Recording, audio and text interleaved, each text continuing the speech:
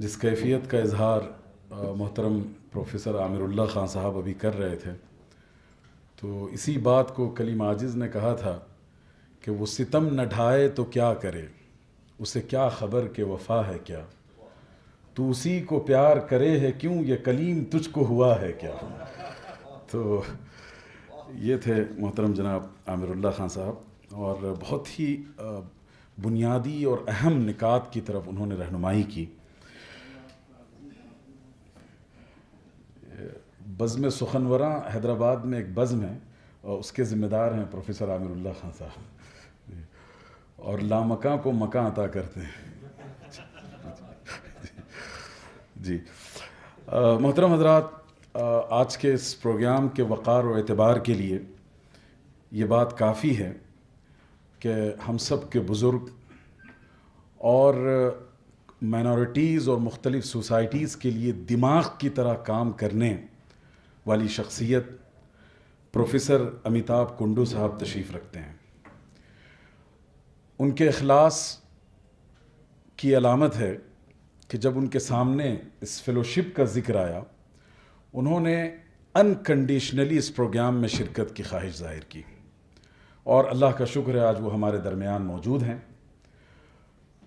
बहुत सी खूबियाँ हैं, लेकिन आज के दौर में ये खूबी कमयाब नहीं नायाब हुई जा रही है कि वो हकीकी मानों में इंसान है। और शायर ने कहा था कि दर्द दिल के वास्ते पैदा किया इंसान को, वरना ताहत के लिए कुछ कम न थे कर्रो बयां। तो इसी दर्द दिल के अमीन और पासदार मोहतरम जनाब प्रोफेसर अमिताभ कुंडू साहब यहाँ तशरीफ़ रखते हैं। मैं इस पूरे इज्तिमा की तरफ से उन्हें दावत सुखन पेश करता हूँ। मोहतरम प्रोफेसर अमिताभ कुंडू साहब। यहाँ बहुत सी अहम शख्सियतें मौजूद हैं। हज़रत मौलाना मोहम्मद बानईम साहब, जो तेलंगाना की बहुत ही मोतबर तंजीम मजलिस इल्मिया के नायब नाजिम हैं, मैं उनसे बसद अदब ख्वाहिश करता हूँ कि शहनशी पर तशरीफ़ लाएँ हमारे लिए। आइए। ऑनरेबल मौलाना खालिद सैफुल्लाह रहमान साहब, आमिर भाई, मुजीब भाई, आबिदीन साहब, ख़ातिन व हज़रात, and concerned citizens, visionaries worried about the future of India, moving, we all wish, in the direction of inclusiveness. I'm really honored and privileged to be a part of this launching function of a major idea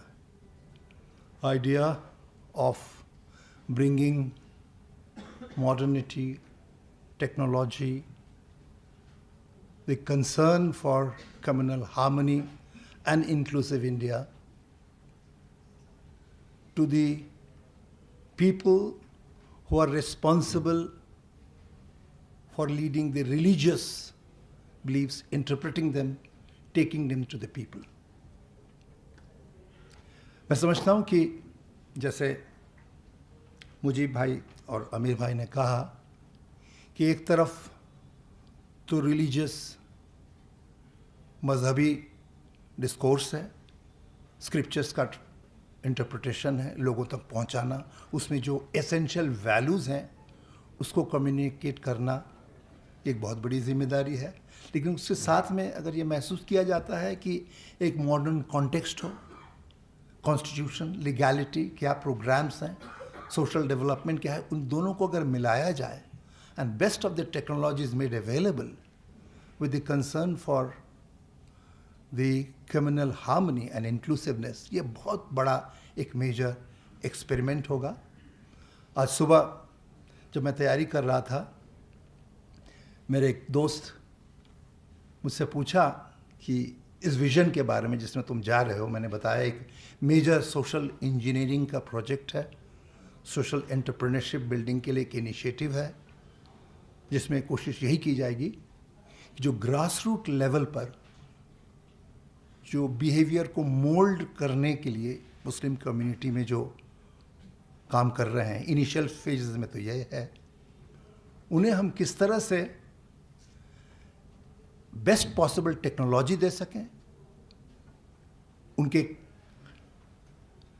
community के साथ में काम करने की जो एक framework है वो दे सकें, और जिस तरह मुजीब भाई ने कहा the best of technical expertise वो उनको मिल सके।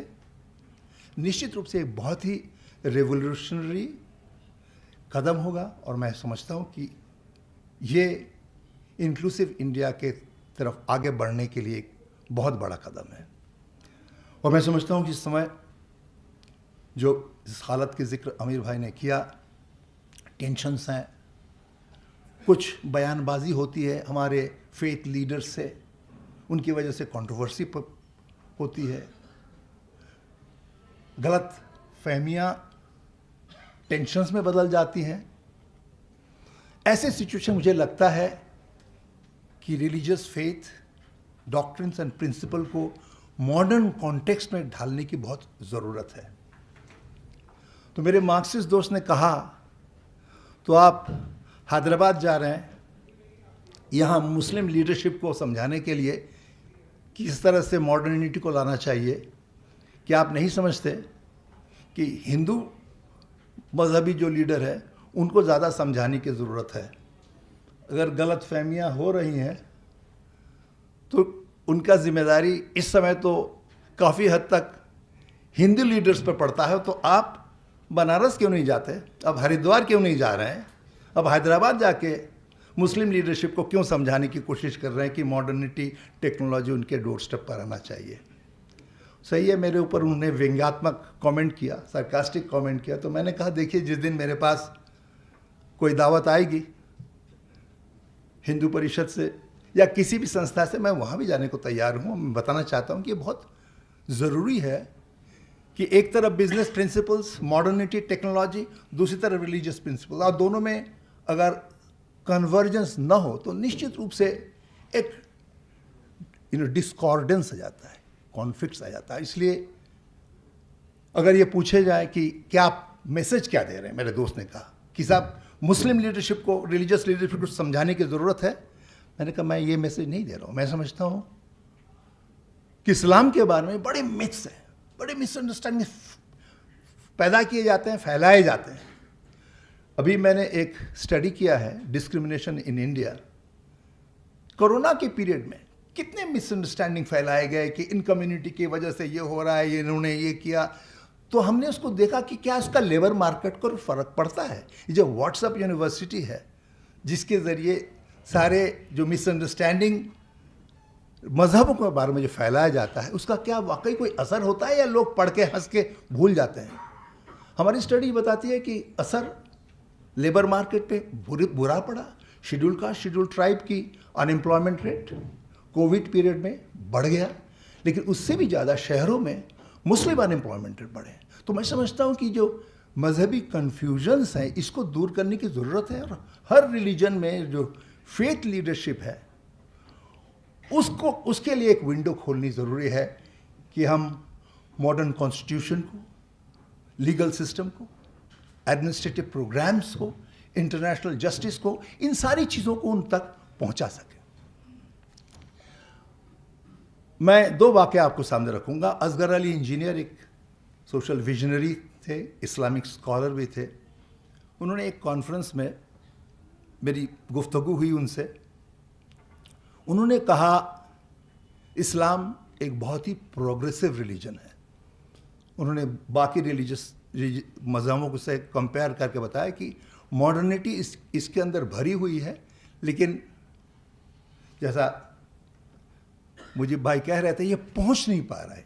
हमारे जो मौलाना है वो समझा नहीं पा रहे हैं इसमें मॉडर्निटी क्या है। उनको कभी कभी उनको इंटरप्रिटेशन करना भी नहीं आता, उनको गलत फहमी हो जाती है। एक और जीनत अली है, बॉम्बे यूनिवर्सिटी में प्रोफेसर। उन्होंने एक सेशन में कहा कि इस्लाम में महिलाओं का, वुमन का जगह जो है बहुत ही हाई है, और दूसरे रिलीजन के तुलना में भी ऊपर है, शादी के मामले में, घर के डिसीजन के मामले में। जब मैंने उन्हें पूछा कि अगर आप समझते हैं कि कुरान में औरतों का बहुत बड़ा स्थान है, लेकिन क्या वजह है, क्या वजह है कि अगर हायर एजुकेशन में देखें वैसे ही मुस्लिम का पार्टिसिपेशन बहुत कम है, महिलाओं को तो और भी कम है। वर्कफोर्स पार्टिसिपेशन रेट को देखें, स्कूल में अटेंडेंस को देखें, महिलाओं का अटेंडेंस काफ़ी कम है लेबर मार्केट में हर जगह पे। यहाँ भी आप देखिए बहुत कम महिलाएं यहाँ उपस्थित हैं। तो उन्होंने कहा कि नहीं, मैं तो कभी सालों से कह रही हूँ कि महिलाओं का स्थान कुरान में, हमारे रिलीजन बहुत ऊंचा है। तो मैंने कहा क्या वजह है कि अभी तक 25 साल से आप ये लिख रही हैं लेकिन पहुंचा क्यों नहीं? मुझे उनको मैंने बताया कि सही मीडिया का इस्तेमाल नहीं कर रहे, मीडियम का इस्तेमाल नहीं कर रहे हैं। इसीलिए मैं समझता हूं कि अगर आप रिलीजियस इंटरप्रिटेशन की बात है तो कोई असगर अली इंजीनियर के पास नहीं जाने वाले हैं कि मुझे बताइए इसका मजहबी इंटरप्रिटेशन क्या है। कोई अमिताभ कुंडू के पास में आके नहीं गएगा उपनिषद को समझाइए, और मेरे कहने से वो फर्क भी नहीं पड़ता। जरूरत यह है कि जिनके ऊपर जिम्मेदारी है, जो ग्रास रूट पे जिंदगी लगा दी, जिस तरह आमिर भाई ने बताया, लेकिन मिलता बहुत बहुत कम है, उनको अगर आप उनके जरिए से अगर आप इस मैसेज को पहुंचाएं कि इस्लाम में मॉडर्निटी है, इस्लाम में महिलाओं की जगह ऊंचा है, लेकिन इसको बताने के लिए सिर्फ एकेडमिक प्रोफेसर अपने कंप्यूटर में काम करके नहीं कर सकते। इसके लिए एक लार्जर फ्रेमवर्क चाहिए, लार्जर डिसीजन मेकिंग के लिए कैपेबिलिटी चाहिए। और मुझे लगता है ये जो शुरुआत, जो लॉन्च आज किया जा रहा है, इसमें निश्चित रूप से बहुत संभावनाएं हैं, बहुत पॉसिबिलिटीज़ हैं। मैं बताना चाहता हूं कि एक प्यू इंटरनेशनल, उसका रिपोर्ट आया है 2019 में, वो कोविड के पहले। उसमें ये बताया कि हमारे मुल्क में 30,000 एडल्ट लोगों की सर्वे किया। इंडिया में 95% लोग रिलीजियस अपने आप को डिक्लेयर करते हैं, और 82% लोग ये मानते हैं कि दूसरे मजहब का रेस्पेक्ट करना चाहिए। ये हमारा सर्वे कहता है, प्यू इंटरनेशनल का 2019 का। उसके बावजूद भी ये टेंशन्स क्यों हैं? ये बहुत महत्वपूर्ण मुद्दा है। अगर आप यूरोप को देखें, फ्रांस में 12% लोग कहते हैं हम मजहबी हैं, जर्मनी में ऐसा 18 है, मैक्सिमम 50 है। लेकिन टेंशन्स वहां भी हैं, लेकिन मुझे लगता है हमारे यहां कुछ ज्यादा है कि रिलीजियसिटी के साथ में टेंशन्स क्यों बढ़ना चाहिए। एक रॉबर्ट एडलहर्ट, उन्होंने पिछले 20 साल के आंकड़ों को देख के, स्टैटिस्टिक्स को देख कर उन्होंने बताया कि ज्यों ज्यों इकोनॉमिक डेवलपमेंट होता है त्यों त्यों रिलीजियसिटी कम हो जाता है। जब मुफलिसी हो, गरीबी हो, तब लोगों का डिपेंडेंस ऑन रिलीजन वो बढ़ जाता है। ज्यों ज्यों आदमी प्रगति करता है, जैसे कि सोवियत यूनियन जब टूट गई, बहुत सारे मुल्कों में गरीबी आ गई, मुफलिसी आ गई, तो रिलीजियसिटी बढ़ गई। कोविड के पीरियड में अमेरिका में चर्च के सामने लाइन लंबी लंबी हो गई, क्योंकि अनसर्टेनिटी बढ़ने से जो है रिलीजन पर डिपेंडेंस बढ़ जाता है। यूरोप में भी ये हुआ, जहाँ जहाँ परेशानियाँ बढ़ती हैं तहाँ तहाँ हम देखते हैं कि रिलीजियसिटी बढ़ जाता है, और जहाँ प्रगति होती है वहाँ फिर डिपेंडेंस कम हो जाता है। तो अगर आप देखें, विशियस सर्कल है। रिलीजन आपको डिसिप्लिन सिखाता है, नॉर्म सिखाता है। इतनी सारी परेशानियों के बाद में रिलीजन को बहुत गालियाँ दी जाती है यहाँ से कि रिलीजन की वजह से ये हो रहा है। फिर भी सारे सोशोलॉजिस्ट ये मानते हैं कि समाज में लॉ एंड ऑर्डर को मेंटेन करने में, वैल्यूज़ को प्रमोट करने में रिलीजन का बहुत अहम रोल रहा है। लेकिन सवाल ये उठता है कि अगर कुछ रिलीजियस लीडर्स का ये है कि हमारे रिलीजन का फेथ तो कम हो जाएगा अगर तरक्की हो गई, तो उनका इंटरेस्ट है कि लोग कुछ, काफ़ी मैंने देखा है रिलीजियस लीडर्स चाहते हैं कि अगर गरीबी में ही रहे, अगर वल्नरेबल ही रहे, तो उसमें हमें फ़ायदा है। मैं जानता हूँ बहुत सारे पंडितों को बताएंगे आपके घर में बिल्ली मर गई, आपको तो ब्राह्मणों को खाना खिलाना पड़ेगा। यू नो, एक इंटरेस्ट रहता है कि गरीबी का एक्सप्लॉयटेशन होता है रिलीजियस लीडर के अंदर। कम्युनिटी में मैं बता सकता हूँ कि बहुत सारे ऐसे रिचुअल्स बनाए जाते हैं। तो मैं समझता हूँ इसको भी ख़त्म करना बहुत ज़रूरी है कि रिलीजन का एक रिलीजियस लीडर्स का गांव में, डिस्ट्रिक्ट, शहरों में, कि उनका इंटरेस्ट ये है कि लोग अगर परेशान रहें तो हमारी डिमांड बढ़ेगी। ये जो काडर हम पैदा करेंगे रिलीजियस लीडर्स का, उसमें एक डेवलपमेंटल पर्सपेक्टिव होगा। वो कहेंगे नहीं, आपकी मुफलिसी का फ़ायदा नहीं उठाना है, आपकी तरक्की चाहिए और डेवलपमेंटल फ्रेमवर्क के अंदर चाहिए। मुझे लगता है ये बहुत अच्छा कदम है। ट्रांसपेरेंसी इंटरनेशनल का एक रिपोर्ट आया है, वो भी पिछले महीने मैंने देखा।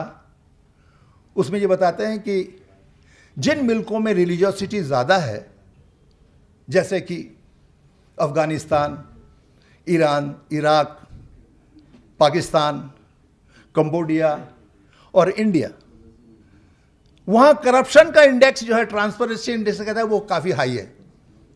और जहाँ रिलीजियोसिटी कम है, स्कैंडिनेवियन कंट्री में, वहाँ आप देखते हैं कि रिलीजियोसिटी कम है लेकिन करप्शन लेवल जो है वो हाई नहीं है। करप्शन के साथ में रिलीजियोसिटी का एक पॉजिटिव कोरिलेशन निकलता है कि जहाँ रिलीजियोसिटी हाई है वहाँ पर करप्शन बढ़ जाता है। ये भी लगता है ये रिलीजियस लीडर्स की एक रिस्पॉन्सिबिलिटी के साथ में रिलीजियस स्क्रिप्चर को इंटरप्रेट न करना या मॉडर्निटी, कॉन्स्टिट्यूशन, लीगल सिस्टम को सही ढंग से कॉन्टेक्चुअलाइज न करना, इसकी वजह से ये गलतफहमी है कि रिलीजन के वजह से करप्शन का लेवल बढ़ सकता है। मैं समझता हूँ ये भी बहुत बड़ा चैलेंज रहेगा। मैं मुजीब साहब से आज दोपहर को जिक्र कर रहा था कि बहुत बड़ी जिम्मेदारी आपने ली है। आपको देखना है कि ये फेलोशिप जो है लॉन्ग टर्म कंटिन्यू करे। इसमें पॉलिटिकल सिस्टम को आप अवॉइड नहीं कर सकते, पॉलिटिक्स को अवॉइड नहीं कर सकते, लेकिन पॉलिटिकल पार्टी द्वारा अगर कैप्चर हो गया तो उसमें परेशानियां आ सकती हैं। किस तरह से आप एक academic perspective, technological perspective, scientific perspective को लाकर आप रिलीजियस नॉर्म्स एंड टीचिंग्स में डाल सकें ताकि एक इंक्लूसिव इंडिया की तरह हम बढ़ेंगे। ये बहुत बड़ा चैलेंज है और मैं बहुत खुश हूँ कि इस चैलेंज को आपने स्वीकार किया और जैसे मुजीब साहब ने बताया अलग अलग जिलों से वेलकम किया गया कि बहुत अच्छा मूव है कि हमारे रिलीजियस लीडरशिप के पास में ये नया डेवलपमेंटल पर्सपेक्टिव आएगा। उन्होंने ये नहीं समझा कि हमें ये बताया जा रहा है कि आपको with in the legal constitutional framework आना है। मुझे इस बात की गर्व है, खुशी है कि ये शुरू हुआ और मैं समझता हूँ कि दूसरे मज़हबों को आपने कवर करने का वैसे फ्यूचर पर्सपेक्टिव तो बनाया है, लेकिन ये बहुत बड़ी जिम्मेदारी है और मैं समझता हूँ बहुत चैलेंजिंग रिस्पॉन्सिबिलिटी है। इसको ऑल इंडिया लेवल पर वेलकम किया जाना चाहिए और मुझे लगता है कि इसका स्वागत करेंगे भी। आमिर भाई ने हमें बताया कि इस समय बहुत सारे परेशानियां हैं, बहुत सारे टेंशन्स हैं। मैं जानता हूं कि एक दो इंसान के कुछ करने से सारा कौम बदनाम हो जाती है। सारे लोगों को कहते हैं ये हो गया, कैसे हो गया, इस कम्युनिटी के लोगों ने ऐसा कैसे कर दिया, लेकिन ये इंपॉर्टेंट नहीं है। हर कम्युनिटी में 5 ऐसे इविल डेविल पैदा हो सकते हैं, लेकिन एक कलेक्टिवली अगर मुस्लिम कम्युनिटी तेलंगाना में तय कर रही है कि हमें एक मॉडर्निटी के को लाने के लिए कोशिश करेंगे, इंक्लूसिव इंडिया को बनाने की हम कोशिश करेंगे, ये बहुत बड़ा स्टेटमेंट है। ये जो परेशानियां जिसको हम झेल रहे हैं वो निश्चित रूप से सबके लिए परेशानी है। Any concern citizen of this country is worried. तो मैं भी, चूंकि सबने एक शेर सुनाया, मैं भी आपको एक कविता सुनाता हूं। हो गई है पीर पर्वत सी पिघलनी चाहिए। ये जो दर्द, जो परेशानियां जो है ये पहाड़ की तरफ बढ़ गई है। हो गई है पीर पर्वत सी पिघलनी चाहिए, ये दुष्यंत कुमार की है। इस हिमालय से एक गंगा निकलनी चाहिए। उन्होंने ये नहीं कहा इस हिमालय से लावा निकलनी चाहिए, इस हिमालय से ज्वाला निकलनी चाहिए, नहीं कहा। ये जो नया एक्सपेरिमेंट है इससे एक गंगा निकलनी चाहिए जो सारे देश में एक कौम अमन का एक मैसेज पहुंचा सके। शुक्रिया मुझे बुलाने के लिए।